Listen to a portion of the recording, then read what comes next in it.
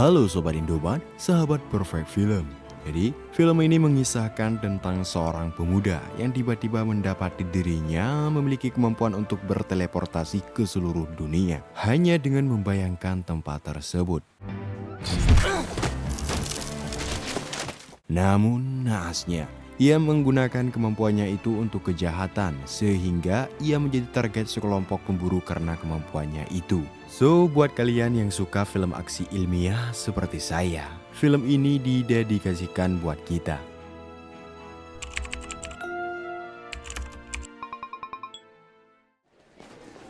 Hey, Millie. Oh, hey David.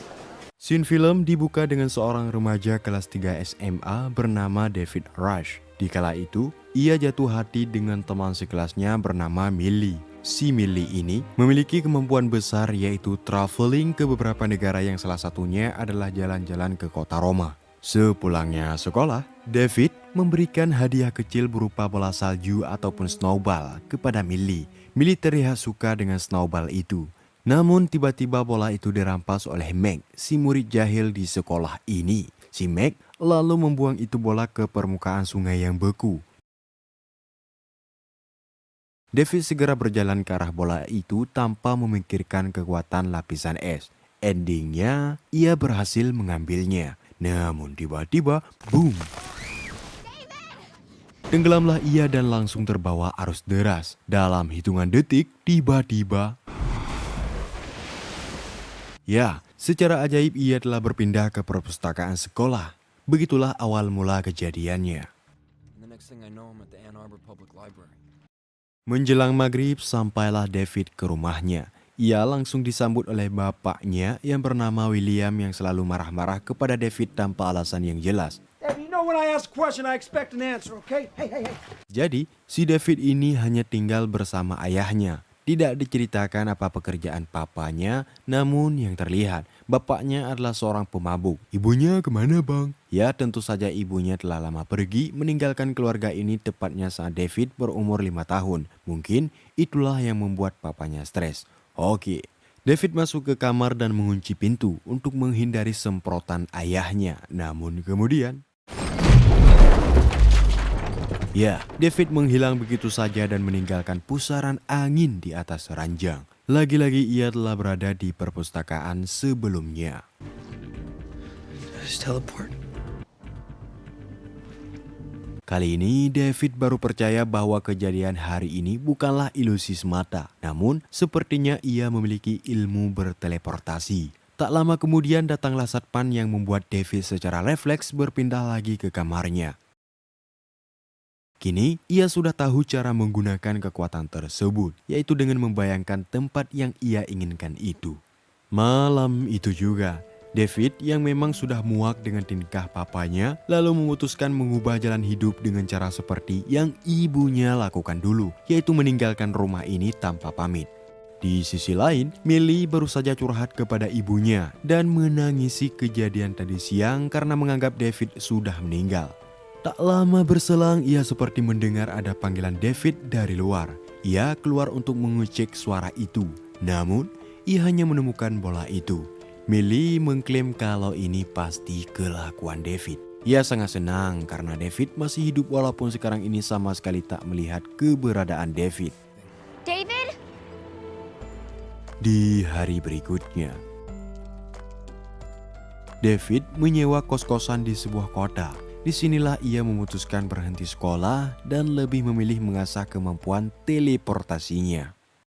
Menjelang pagi hari, ia berkunjung ke taman untuk berlatih. Setelah merasa sudah menguasai, lalu ia membuka majalah traveling dan menemukan gambar pucuk sebuah gunung tertinggi di New York, Amerika. Gambar itu mengingatkan kepada ibunya yang pernah membawanya ke menara itu saat masih kecil. Ia pun langsung berteleportasi ke sana.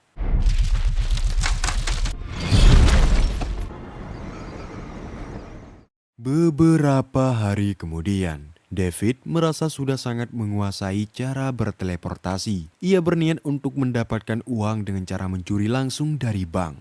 Ia pun berpura-pura menjadi nasabah bank dan memintai satpam BCA yang ramah untuk diantarkan ke toilet. Entah bagaimana struktur kantor bank ini. Namun yang jelas, jalan menuju toilet melewati brankas bank yang kebetulan sedang diotak-atik oleh petugas. David mengamati betul-betul brankas itu. Setelah mendapatkan ingatan tentang brankas, David kembali ke kosannya untuk mengambil beberapa perlengkapan maling. Setelah semuanya siap, ia langsung berpindah ke dalam brankas dan terhanyut untuk pertama kalinya melihat uang sebanyak ini. I'm gonna need a bigger bag. Bolak-baliklah ia dari sana.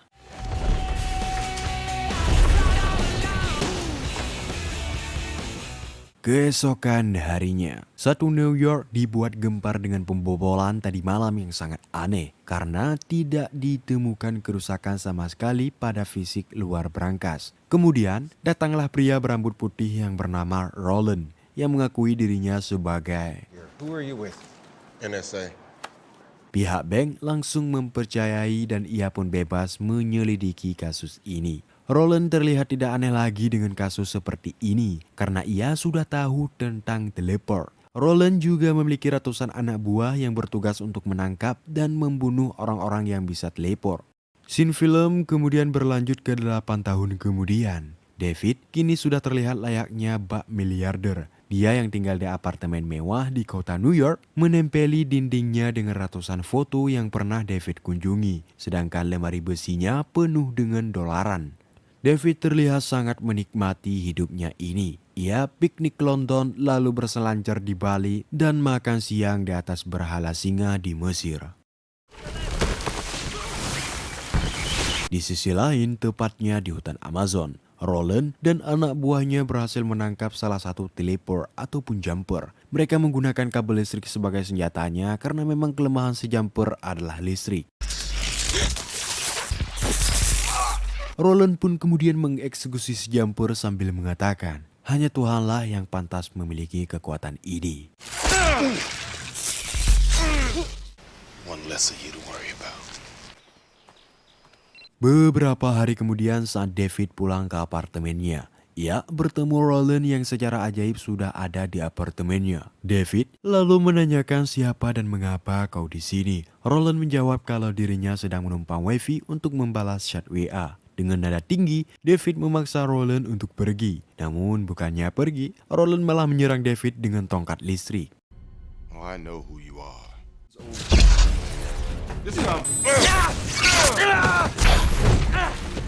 David mencoba berteleport, namun gagal karena kekuatannya melemah akibat sengatan.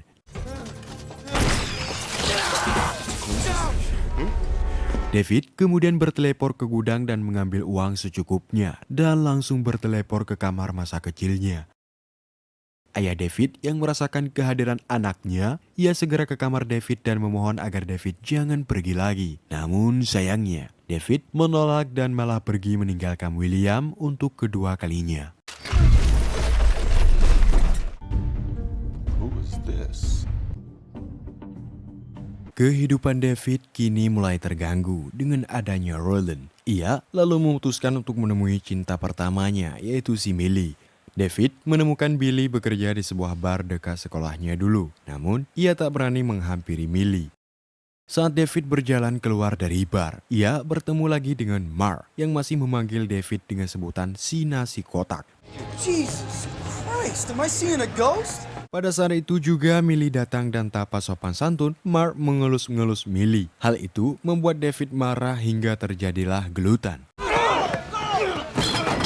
David kemudian sengaja menteleportasikan Mark ke brankas bank, lalu meninggalkannya di sana agar seolah-olah Mark lah pencuri uangnya. What did you do to me? Guess I don't know my own strength. David kembali ke bar dan berdongeng bersama Millie. Di sini, David memberitahu Millie kalau dirinya sekarang bekerja di bank yang sudah memiliki banyak uang. I didn't know what to say. Why don't we skip this boring stuff? David menawarkan Millie jalan-jalan ke Roma yang tentu saja ajakan tersebut langsung diterima oleh Millie. Sore harinya berangkatlah keduanya ke Roma dengan menggunakan transportasi udara kelas VIP. Setibanya di sana, mereka menginap di hotel bintang Kejora yang tarif per malamnya sangat mahal. Setelah beristirahat semalam, keesokan harinya David membawa Millie mengunjungi Kolasium Prasejarah yang memang menjadi impian Millie sedari dulu. Namun sayangnya, Kolasium sedang ditutup sementara. David yang tak ingin Millie kecewa, diam-diam menggunakan kekuatannya untuk membuka pintu masuk lain dan keduanya berhasil masuk ke Kolasium tanpa diketahui petugas. This place is amazing. It's so cool. Setibanya di pintu masuk menuju stadion, pasangan ini menemukan kalau pintunya terkunci. Ia pun meminta Millie agar menunggu di sini sementara waktu, sedangkan dirinya akan mencari cara agar terbukanya pintu ini.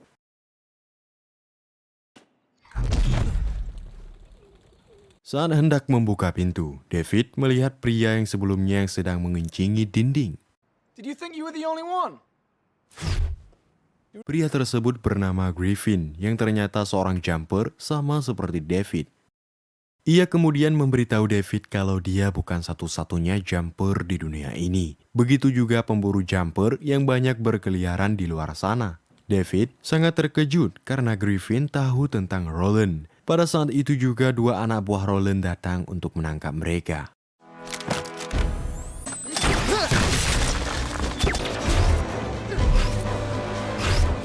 What's going on? Griffin melakukan perlawanan hingga berhasil menaklukkan keduanya. Tetapi aksinya tersebut diketahui oleh penjaga Kolosium. Griffin lalu membawa salah satu bandit tadi ke markasnya yang kemudian disusul oleh David. Ia sangat terheran-heran ketika mengetahui kalau dirinya bisa mengikuti kemana perginya Griffin melalui celah cahaya yang muncul 2 detik setelah Griffin melakukan teleport. Mengingat kalau Millie sendirian, David pun kembali ke Kolasium dan membawa Millie pergi keluar. You were right, okay? I shouldn't have gone down there. Akan tetapi sayangnya, David ditangkap setelah petugas memberitahu mereka kalau dia terlibat perkelahian di dalam Kolasium tadi. David kemudian dibawa ke kantor polisi setempat dan Millie menunggu di ruang koridor. Ia diinterogasi oleh polisi. Setelah itu, petugas memberitahunya bahwa sebentar lagi akan datang pihak berwenang yang akan menemuinya. Setelah si polisi pergi, datanglah pihak berwenang yang ternyata adalah ibu David. Dengan tergesa-gesa, sang ibu menyuruhnya untuk segera pergi dalam hitungan 20 detik. 20 seconds, David. Mom! David lalu kembali ke kantor dan membawa sang pacar ke bandara. Setibanya di bandara, David meminta Millie untuk pulang sendirian. Millie pun dibuat kebingungan dengan sikap dan keadaan David yang sebenarnya. Di sini, Millie baru mempertanyakan apa pekerjaan David yang sebenarnya. Remember how I told you didn't need to tell me everything? Di sini, ia pun baru jujur kalau dirinya adalah maling uang bank. Mendengar hal tersebut tentu Millie sangat kecewa dan malu. Namun bagaimanapun juga hatinya masih sangat mencintai David. Di sisi lain, Roland menemui Mark di kantor polisi yang sebelumnya terjebak di dalam brankas. Says here you were beamed into the vault. Di hadapan Roland, Mark mengeluh kalau tidak ada yang percaya kepada ceritanya bahwa ia tidak mencuri uang bank. Namun dirinya juga dibuat kebingungan karena sebelumnya dia sedang berkelahi di warkop, lalu tiba-tiba sudah dipindahkan oleh David ke dalam brankas itu. Saat ia menceritakan ke polisi tadi, semua orang mengira bahwa dirinya sudah gila. Berbeda dengan Roland, ia sangat percaya dengan cerita Mark dan sekarang memintai info siapa orang terdekat David. The girl's name is Millie Harris. She boarded a plane to Rome. Setelah mengulik informasi dari Mark, Roland pergi ke rumah William untuk menemui ayah David. Setibanya di sana, Roland mengajukan beberapa pertanyaan kepada William. Kapan terakhir kali David pergi? William menjawab kalau David sudah pergi sejak 8 tahun yang lalu. This will go a lot swifter if you let me ask the questions. Di tempat lain, David pergi menemui Griffin di sarangnya. Ia memintai Griffin untuk menjelaskan sejelas-jelasnya mengenai jumper-jumper dan kelompok Roland dan sang pemburu. Griffin kemudian menjelaskan kalau sebenarnya para jumper sudah ada dari dulu, begitu juga kelompok Roland yang sudah terbentuk di abad pertengahan. Mereka disebut dengan sebutan Paladin, yang memang ditugaskan untuk memburu dan membunuh para jumper. Mereka juga sayugianya tak segan-segan membunuh keluarga si jumper untuk memancingnya keluar. Sebenarnya, kelompok Paladin tidak akan ada jika para jumper tidak menggunakan kemampuannya untuk tindakan kriminal. Paladins have been killing jumpers for years. That little girlfriend you're traipsing around Rome with you? Mengetahui hal tersebut, David segera pulang ke rumah asalnya. Saat masuk, begitu terkejut ia karena melihat ayahnya sudah terbujur kaku yang dipenuhi lumuran merah. Tanpa pikir panjang, ia langsung memindahkan ayahnya ke rumah sakit. Namun sayangnya ayahnya sudah tiada lagi. Setelah itu, ia berpindah ke sel penjara Mark dan menanyakan apa yang dia katakan kepada Roland. Mark yang ketakutan mengatakan semuanya kalau ia sudah memberitahukan semuanya kepada Roland, baik itu ayah David dan juga kekasihnya Millie. David yang sadar kalau Millie target selanjutnya, David pun kembali menemui Griffin untuk memintai bantuan. Akan tetapi sayangnya Griffin menolak karena ia tak ingin berurusan dengan Roland. Griffin lalu berteleport meninggalkan David, tetapi David mengikutinya hingga sampai di Hong Kong. Setibanya di sebuah kota, Griffin mencuri sebuah mobil dan mengajak David untuk jalan-jalan sambil menyetir dengan ugal-ugalan.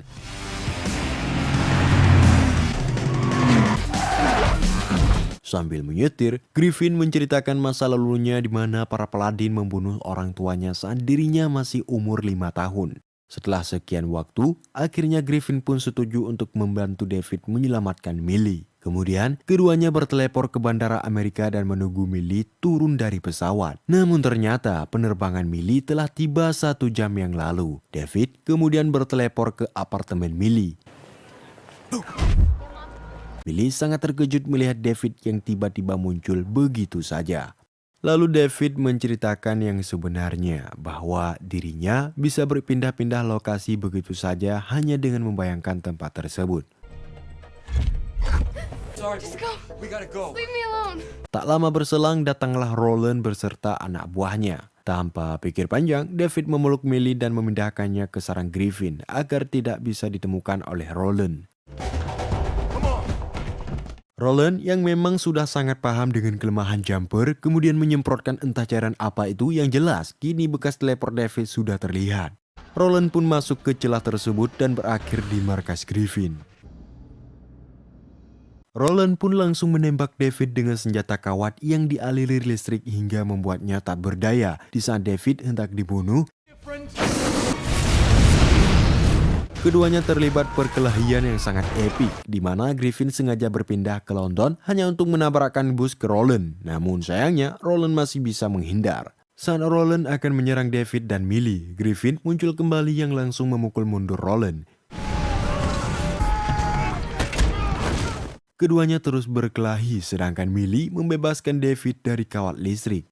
Saat itu juga, Griffin lagi-lagi muncul sembari membawakan sebuah perangkat bom yang bisa membunuh Roland. Namun David menolak karena ledakan perangkat tersebut bisa melukai banyak orang. Millie yang ketakutan memutuskan untuk kembali ke apartemen melalui celah, namun ia kemudian ditarik dengan mudah oleh Roland.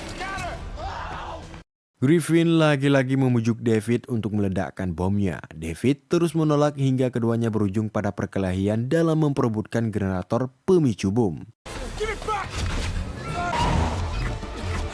Mereka berpindah-pindah ke seluruh dunia dari gedung ke gedung entah berantah hingga sampai ke zona perang yang ada di Chico. Hingga akhirnya David berhasil menaklukkan Griffin dengan melemparnya ke tower listrik bertegangan tinggi dan menonaktifkan bom. Setelah itu, ia kembali ke apartemen Millie. Tanpa sadar, ia sudah masuk dalam perangkap Roland, hingga dengan mudahnya Roland menangkap David. David mengerahkan seluruh tenaganya dan memindahkan ruangan ini ke sebuah danau. Setelah itu, David kembali memindahkannya ke perpustakaan sekolah dulu. Di titik ini, Roland benar-benar ingin membunuh David secara langsung. Namun David lebih dulu meraih Roland dan memindahkannya ke sebuah goa. Could have dropped you with the sharks. Setelah David pergi, Roland mendapati dirinya sekarang berada di atas bukit batu yang terletak di Grand Canyon. David mendatangi rumah mewah di saat musim dingin. Seorang gadis membukakan pintunya yang kemudian disusul dengan ibu David. Di sini, David meminta ibunya untuk menjelaskan alasan mengapa ia meninggalkan David sewaktu umur 5 tahun. Di sini, sang ibu baru menjelaskan dan menyatakan bahwa dirinya adalah salah satu dari sekian banyak paladin. So I'm a jumper. You're a paladin. Dengan kata lain, Ibu David sama halnya dengan Roland yang ditugaskan untuk memburu para jumper-jumper.